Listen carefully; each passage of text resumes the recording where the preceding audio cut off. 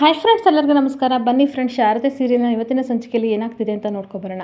ಅದಕ್ಕೂ ಮುಂಚೆ ಯಾರೆಲ್ಲ ನನ್ನ ವಿಡಿಯೋ ನೋಡ್ತಾ ಇದ್ದೀರಾ ಫ್ರೆಂಡ್ಸ್, ಅವರೆಲ್ಲ ಪುಟ್ಟದೊಂದು ಲೈಕ್ ಮಾಡಿ ಹಾಗೆ ಸಬ್ಸ್ಕ್ರೈಬ್ ಆಗೋದನ್ನ ಮರಿಬೇಡಿ. ಬನ್ನಿ ಸ್ಟಾರ್ಟ್ ಮಾಡೋಣ. ಮೊದಲಿಗೆ ಫ್ರೆಂಡ್ಸ್, ಇಲ್ಲಿ ಜ್ಯೋತಿಕಾ ಕಿರ್ಚಾಡ್ತಾ ಇರ್ತಾಳೆ. This is not fair Siddu ಅಂತ ಕೂಗಾಡ್ತಾ ಇರ್ತಾಳೆ. ನಾನು ಅಪಾಯಿಂಟ್ಮೆಂಟ್ ಮಾಡ್ಕೊಂಡಿದ್ದ ವರ್ಕರ್ಸ್ನ ನೀನು ತೆಗ್ದಾಕಿದೆಯಲ್ಲ ಯಾಕೆ ಅಂತ ಕೇಳ್ತಿರ್ಬೇಕಾದ್ರೆ, ಇನ್ನೇನು ಮಾಡಲಿ, ನಮ್ಮ ಜೊತೆ ಖುಷಿಯಾಗಿದ್ದು ನಮ್ಮ ಜೊತೆ ಕೆಲಸ ಮಾಡಿಕೊಂಡು ಹಾಗೆ ದುಡ್ಡೆಲ್ಲ ತಗೊಂಡು ಬೇರೆಯವ್ರ ಕಂಪನಿಗೆ ಡಾಟಾ ಎಲ್ಲ ಕೊಟ್ಕೊಂಡು ನಮಗೆ ನಿಯತ್ತಾಗಿರೋದು ಬಿಟ್ಟು ಅನ್ಯಾಯ ಮಾಡ್ತಿದಾರಲ್ಲ ಅಂಥವ್ರನ್ನ ನಾನು ಇಟ್ಕೋಬೇಕಿತ್ತು ಅಂತ ಕೋಪ ಮಾಡ್ಕೊಂಡು ಸಿದ್ದು ಹೇಳ್ತಾ ಇರ್ತಾನೆ. ಹಾಗೆ ಸಿದ್ದು, ನಿನ್ನ ಹತ್ರ ಏನಾದರೂ ಪ್ರೂಫ್ ಇದೆಯಾ ಅಂತ ಅಂದಾಗ, ಎಲ್ಲದಕ್ಕೂ ಪ್ರೂಫ್ನ ನಿನಗೆ ಕೊಡೋಕ್ಕಾಗಲ್ಲ ಅಂತ ಹೇಳ್ತಾ ಇರ್ತಾನೆ.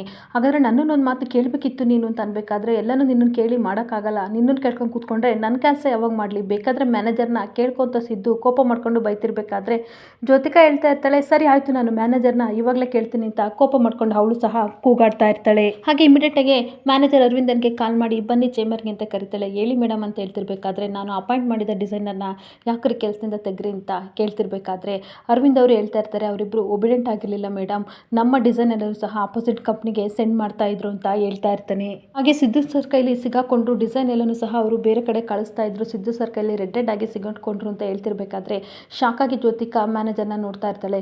Do you have any evidence ಅಂತ ಕೇಳ್ತಿರ್ಬೇಕಾದ್ರೆ, ಹೌದು ಮೇಡಮ್ ಇದೆ ಅಂತ ಹೇಳ್ತಾ ಇರ್ತಾನೆ. ನಾನಂತೂ ಇದನ್ನ ನಂಬಲ್ಲ ಅಂತ ಹೇಳ್ತಾ ಇರಬೇಕಾದ್ರೆ ಸಿದ್ದು ಕೋಪ ಮಾಡ್ಕೊಂಡು ಹೇಳ್ತಾ ಇರ್ತಾನೆ, ಹೌದು, ನಿನಗೆ ನನ್ನ ಮಾತಿನ ಮೇಲೆ ನಂಬಿಕೆ ಇಲ್ಲ, ಅವ್ರ ಮೇಲೆ ನಂಬಿಕೆ ಜಾಸ್ತಿ ಅಲ್ವಾ ಅಂತ ಹೇಳ್ತಾ ಇರ್ತಾನೆ.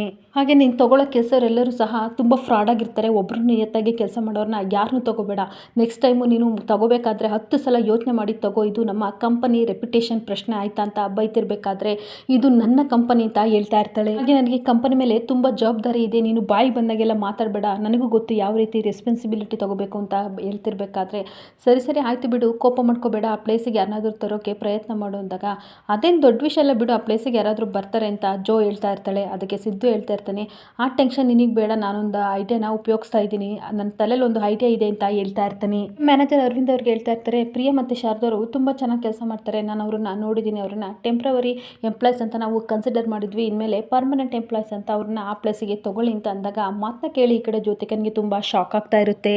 ಇನ್ಮೇಲಿಂದ ಅವರು ನಮ್ಮ ಕಂಪನಿಯ ಅಫಿಷಿಯಲ್ ಸ್ಟಾಫ್ ಅಂತ ಹೇಳ್ತಿರ್ಬೇಕಾದ್ರೆ ಮತ್ತಷ್ಟು ಕೋಪ ಮಾಡ್ಕೊಂಡು ಸಿದ್ದು ಮುಖ ನಾನು ನೋಡ್ತಾ ಇರ್ತಾಳೆ. ಓಕೆ ಸರ್, ನೀವು ಹೇಗೆ ಹೇಳ್ತೀರಾ ಅದೇ ರೀತಿ ನಾನು ಮಾಡ್ತೀನಿ ಅಂತ ಅರವಿಂದ್ ಅವರು ತುಂಬ ಖುಷಿಪಟ್ಟು ಹೇಳ್ತಾ ಇರ್ತಾರೆ. ಮತ್ತೆ ತುಂಬ ಕೋಪ ಮಾಡ್ಕೊಂಡು ಜ್ಯೋತಿಕಾ ಹೇಳ್ತಾ ಇರ್ತಾಳೆ, ಅಲ್ಲ, ನಮ್ಮ ಕಂಪನಿ ರೂಲ್ಸ್ ಆ್ಯಂಡ್ ರೆಗ್ಯುಲೇಷನ್ನ ನಿನಗಿಷ್ಟ ಬಂದಂಗೆ ನೀನು ಬದಲಾಯಿಸ್ಕೊತಿದೆಯಲ್ಲ, 6 ತಿಂಗಳು ಇಲ್ಲಿ ಪರ್ಮನೆಂಟಾಗಿ ಕೆಲಸ ಮಾಡಿದರೆ ಅಷ್ಟೇ ಅವ್ರನ್ನ ನಾವು ಪರ್ಮನೆಂಟ್ ಎಂಪ್ಲಾಯ್ ಅಂತ ಅನ್ನಿಸ್ಕೊಳ್ಳೋದು ಅಂತ ಹೇಳ್ತಿರ್ಬೇಕಾದ್ರೆ, 6 ತಿಂಗಳು ಅವರ ಅರ್ಹತೆ ಬಗ್ಗೆ ತಿಳ್ಕೊಳ್ಳೋಕ್ಕೆ ನಾವು 6 ತಿಂಗಳು ಟೈಮ್ ಕೊಡ್ತೀವಿ, ಆದರೆ ಅವರ ಯೋಗ್ಯತೆ ಅರ್ಹತೆ ಏನು ಅನ್ನೋದನ್ನು ಅವರಿಬ್ಬರು ತೋರಿಸ್ಕೊಟ್ಟಿದ್ದಾರೆ, ಅದಕ್ಕೆ ನಾನು ಈ ಡಿಸಿಷನ್ ತಗೊಂಡಿದ್ದೀನಿ ಅಂತ ಹೇಳ್ತಾ ಇರ್ತಾನೆ. ಹಾಗೆ ನಮ್ಮ ಕಂಪನಿಯಲ್ಲಿ ಡಿಸೈನರ್ ಆಗಿ ಇರೋಕ್ಕೆ ಇವರು ತುಂಬ ಅರ್ಹತಾಗಿದ್ದಾರೆ, ಅವ್ರ ಜಾಗಕ್ಕೆ ಬೇರೆ ಯಾರನ್ನು ನೀನು ತಗೋಬೇಡ, ನಾನು ಹೇಳಿದ್ದೆ ಫೈನಲ್ ಅಂತ ಹೇಳ್ತಾ ಇರಬೇಕಾದ್ರೆ, ಶಾರದಾ ಅನ್ನೋ ಹೆಸರು ಕೇಳಿದ್ರೆ ನಿನಗೆ ಕಂಪನಿನೂ ಬೇಡ, ರೂಲ್ಸ್ ಆ್ಯಂಡ್ ರೆಗ್ಯುಲೇಷನು ಬೇಡ, ನಿನಗೆ ಬೇಕಾದಂಗೆ ನೀನು ಬದಲಾಯಿಸ್ಕೊಬಿಡ್ತೀಯ ಅಲ್ವಾ ಅಂತ ಕೋಪ ಮಾಡ್ಕೊಂಡು ಹೇಳ್ತಾ ಇರ್ತಾಳೆ. ಹಾಗೆ ತುಂಬ ಕೋಪ ಮಾಡ್ಕೊಂಡು ಸಿದ್ದನು ಸಹ ರೇಗಾಡ್ತಾ ಇದ್ದಾನೆ. ಶಟ್ ಅಪ್ ಜೋ, ನೀನು ಏನೇನೋ ಮಾತಾಡಬೇಡ ಆಯ್ತಾ, ಕೆಲಸನ ಬೇರೆ ಮನೇಲೇ ಇರೋದು ಬೇರೆ ಆಯ್ತಾ, ಮನೆಯವರು ಅಂತ ನಾನು ಇಲ್ಲೇನು ಅವರಿಗೆ ಕೆಲಸ ಕೊಟ್ಟಿಲ್ಲ, ಅವರು ತುಂಬ ಫ್ಯಾಷನ್ ಆಗಿ ಕೆಲಸನ ಮಾಡ್ತಾರೆ, ಅದಕ್ಕೋಸ್ಕರ ಅವರಿಂದಲೇ ನಮಗೆ ದೊಡ್ಡ ಪ್ರಾಜೆಕ್ಟ್ ಸಿಕ್ಕಿರೋದು, ಅದಕ್ಕೋಸ್ಕರ ಅವ್ರನ್ನ ಪರ್ಮನೆಂಟ್ ಮಾಡ್ಕೋತಿದ್ದೀನಿ, ನೀನು ಏನೇನು ಬೇಕು ಅದನ್ನು ಬಾಯಿ ಬಂದಾಗೆ ಒದರಬೇಡ ಅಂತ ಬೈತಾ ಇರ್ತಾನೆ. ಆಗ ಮತ್ತೆ ಜ್ಯೋತಿಕಾ ಹೇಳ್ತಾ ಇರ್ತಾಳೆ, ಪ್ರಿಯಾನ ನೀನು ಪರ್ಮನೆಂಟ್ ಮಾಡಿದ್ದೇನೋ ಓಕೆ, ಬಟ್ ವೈ ಶಾರದನ ಯಾಕೆ ಪರ್ಮನೆಂಟ್ ಮಾಡಿದ್ಯಾ, ಅವಳಿಗೆ ಲ್ಯಾಪ್ಟಾಪ್ ಬಗ್ಗೆ ಗಂಧ ಗರ್ವ ಏನು ಗೊತ್ತಿಲ್ಲ, ಹಾಗೆ ನಾವು ಮಾಡೋ ಡಿಸೈನ್ ಬಗ್ಗೆ ಏನು ಅವಳು ಓದಿಲ್ಲ, ಅಂಥದ್ರಲ್ಲಿ ಅವಳನ್ನ ಹೆಂಗೆ ನೀನು ಪರ್ಮನೆಂಟ್ ಮಾಡ್ಕೊಂಡೆ, ಅವಳು ಮಾಡ್ತಾ ಇರೋದೇ ಪಾರ್ಟ್ ಟೈಮ್ ಕೆಲಸ ಅಂತ ಹೇಳ್ತಾ ಇರ್ತಾಳೆ. ಬರೀ ಅವ್ರ ಎಜುಕೇಷನ್ ಮಾತ್ರ ಕಾಣಿಸ್ತಿದೆ, ಆದರೆ ನನಗೆ ಅವರ ಎಬಿಲಿಟಿನೂ ಸಹ ಕಾಣಿಸ್ತಿದೆ, ಇದೇ ನನ್ನ ಫೈನಲ್ ಡಿಸಿಷನ್, ನೀನೇನು ಹೇಳಿದ್ರು ನಾನು ಮತ್ತೆ ಚೇಂಜ್ ಮಾಡಲ್ಲ, ಇದ್ರ ವಿಷಯವಾಗಿ ಮತ್ತೆ ಮಾತಾಡಬೇಡ ಅಂತ ಬೈತಾ ಇರ್ತಾನೆ. ಹಾಗೆ ಜ್ಯೋತಿಕಾ ಮತ್ತಷ್ಟು ಕೋಪ ಮಾಡ್ಕೊಂಡು ತನ್ನ ಮನಸ್ಸಲ್ಲಿ ಬೈಕೋತಾ ಇರ್ತಾಳೆ, ಏನು ಆಟ ಆಡ್ತಿದೆಯಾ ಸಿದ್ದು, ಆಟಾಡು, ಇವತ್ತು ಶಾರದನ ತಲೆ ಮೇಲೆ ಹೊತ್ಕೊಂಡು ಮೆರೆಸ್ತಾ ಇದೆಯಲ್ವಾ, ಇನ್ನು ಮುಂದೆ ಇದೆ ನಿನಗೆ ಮಾರಿ ಹಬ್ಬ, ನಾನು ಏನು ಮಾಡಬೇಕು ಅದನ್ನು ಮಾಡೇ ಮಾಡ್ತೀನಿ, ನೋಡ್ತಾ ಇರು ಅಂತ ಚಾಲೆಂಜ್ ಆಗ್ತಾ ಇರ್ತಾಳೆ. ಇನ್ನೊಂದು ಕಡೆ ಎಲ್ಲ ವರ್ಕರ್ಸು ಕೆಲಸ ಮಾಡ್ತಿರ್ಬೇಕಾದ್ರೆ ಪ್ರಿಯಾ ಹೇಳ್ತಾಳೆ, ಶಾರದವರೇ ನೀವು ತುಂಬ ಫಾಸ್ಟಾಗಿ ಕೆಲಸ ಮಾಡ್ತೀರಾ ಅಂತ ಹೇಳ್ತಾ ಇರ್ತಾಳೆ. ಅದಕ್ಕೆ ನನಗೆ ಓದೋಕ್ಕೆ ಬರೆಯೋಕ್ಕೆ ದಿನಪೂರ್ತಿ ಕೂತ್ಕೊಂಡ್ರು ನನಗೇನು ಬೇಜಾರಾಗಲ್ಲ, ಆದರೆ ಕಂಪ್ಯೂಟರ್ ಮುಂದೆ ಕೂತ್ಕೋಬೇಕು ಅಂದರೆ ಭಯ ಆಗುತ್ತೆ, ಒಂದು ಮಾತು ಹೇಳಬೇಕು ಅಂತಂದರೆ ಇವತ್ತು ನಾನು ಇಷ್ಟು ಧೈರ್ಯವಾಗಿ ಕಂಪ್ಯೂಟರ್ ಮುಂದೆ ಕೆಲಸ ಮಾಡ್ತಾ ಇದ್ದೀನಿ ಅಂತಂದರೆ ಅದಕ್ಕೆ ನೀವೇ ಸ್ಫೂರ್ತಿ ಅಂತ ಪ್ರಿಯಾನ ಹೇಳ್ತಾ ಇರ್ತಾಳೆ. ಇದರಿಂದ ನನಗೆ ತುಂಬ ಆತ್ಮವಿಶ್ವಾಸ ಬಂದಿದೆ, ನೀವು ಹೇಳ್ಕೊಟ್ಟಿರೋದಕ್ಕೆ ನನಗೆ ಆತ್ಮವಿಶ್ವಾಸ ಬಂದಿದೆ ಪ್ರಿಯವರೇ ಅಂತ ಹೇಳ್ತಿರ್ಬೇಕಾದ್ರೆ, ಇಲ್ಲ, ನೀವು ತುಂಬ ಫಾಸ್ಟಾಗಿದ್ದೀರಾ, ಆದರೆ ನಿಮಗೆ ಸ್ಟ್ರೆಂತ್ ಏನು, ನಿಮ್ಮ ಸ್ಟ್ರೆಂತ್ ಏನು ಅನ್ನೋದು ನಿಮಗೆ ಗೊತ್ತಾಗಿಲ್ಲ, ಸ್ವಲ್ಪ ದಿನ ನೋಡಿ, ನಮ್ಮ ಕಂಪನಿಗೆ ಯಾವ್ಯಾವ ರೀತಿ ಡಿಸೈನ್ ಬೇಕು ಅನ್ನೋದನ್ನು ನೀವೇ ಎಲ್ಲ ಕಲ್ತ್ಕೊಬಿಡ್ತೀರಾ ಅಂತ ಹೇಳ್ತಾ ಇರ್ತಾಳೆ. ಅವತ್ತು ರಾತ್ರಿ ನಾನು ನಿಮ್ಮ ಜೊತೆ ಕೂತ್ಕೊಂಡು ಕೆಲಸ ಮಾಡಬೇಕಿತ್ತು, ಆದರೆ ಏನೋ ಪರ್ಸ್ನಲ್ ಪ್ರಾಬ್ಲಮಿಂದ ನಾನು ಹೋಗ್ಬಿಟ್ಟೆ ಅಂತ ಪ್ರಿಯಾ ಬೇಜಾರು ಮಾಡ್ಕೊಂಡು ಹೇಳ್ತಿರ್ಬೇಕಾದ್ರೆ, ಪರವಾಗಿಲ್ಲ ಬಿಡಿ, ನೀವು ನನಗೆ ತುಂಬ ಉಪಕಾರ ಮಾಡಿದ್ದೀರ, ಅದರಲ್ಲಿ ಇದೇನು ದೊಡ್ಡ ವಿಷಯ ಅಲ್ಲ, ನಾನು ಎಲ್ಲ ಕೆಲಸನೂ ನೋಡ್ಕೋತೀನಿ ಅಂತ ಶಾರದಾ ಅವಳಿಗೆ ಸಮಾಧಾನ ಮಾಡ್ತಿರ್ಬೇಕಾದ್ರೆ, ಅಲ್ಲಿ ಮ್ಯಾನೇಜರ್ ಅರವಿಂದ್ ಅವರು ಬಂದುಬಿಟ್ಟು, ಶಾರದವ್ರೆ, ಪ್ರಿಯವ್ರೆ, ನಿಮಗೊಂದು ಸರ್ಪ್ರೈಸ್ ಇದೆ, ಅದು ದೊಡ್ಡ ಸರ್ಪ್ರೈಸ್ ಇದೆ ಅಂತ ಹೇಳಿದಾಗ ಅವರಿಬ್ಬರಿಗೂ ಖುಷಿ ಆಗ್ತಾ ಇರುತ್ತೆ.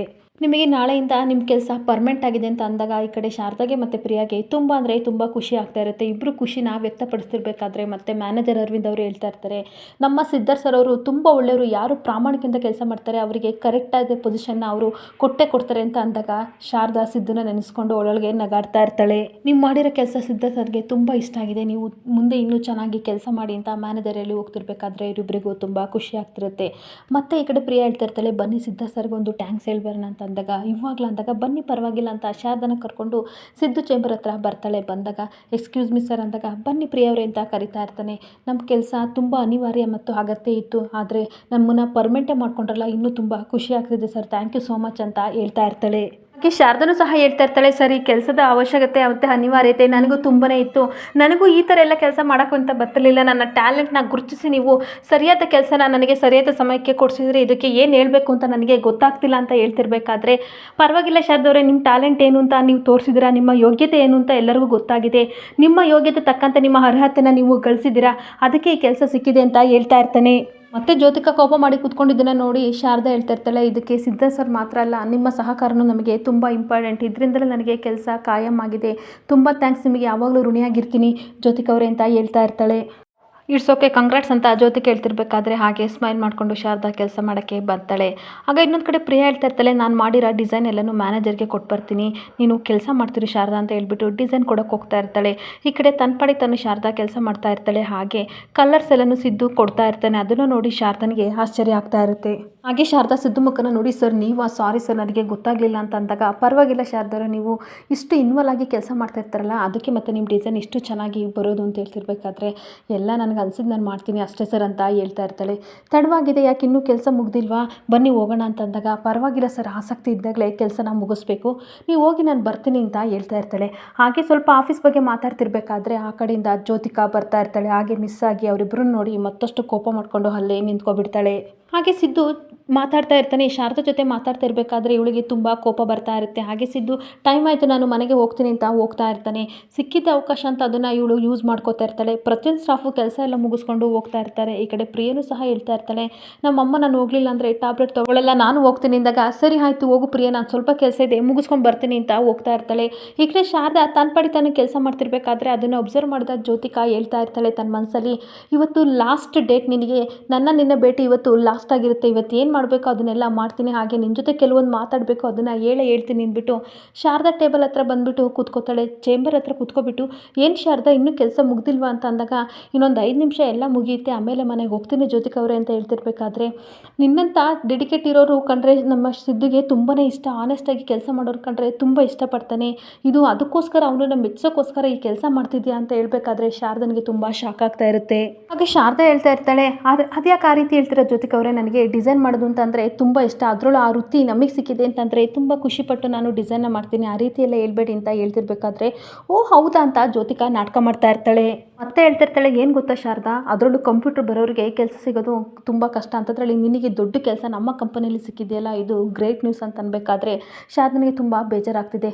ದಿಸ್ ಫಸ್ಟ್ ಟೈಮ್ ಆಯಿತಾ ನಮ್ಮ ಆಫೀಸಲ್ಲಿ ಈ ಥರ ಕೆಲಸ ತೊಗೊಂಡಿರೋದು, ಫಸ್ಟ್ ಟೈಮ್, ಇದು ಹ್ಯಾಪಿನೆಸ್ ನ್ಯೂಸ್ ಅಂತ ಹೇಳ್ತಾ ಇರ್ತಾಳೆ.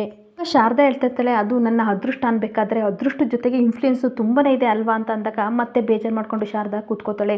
ನಿನ್ನ ಲೈಫ್ ಒಂಥರ ಟ್ರಾಜಿಡಿ ಥರ, ಎಷ್ಟೆಲ್ಲ ಕಷ್ಟ ಬಂದರೂ ಅದನ್ನು ಜಯಿಸಿ ಇಲ್ಲಿವರೆಗೂ ಬಂದಿದೆಯಲ್ಲ, ನೀನು ತುಂಬಾ ಗ್ರೇಟ್ ಅಂತ ಹೇಳ್ತಾ ಇರ್ತಾಳೆ.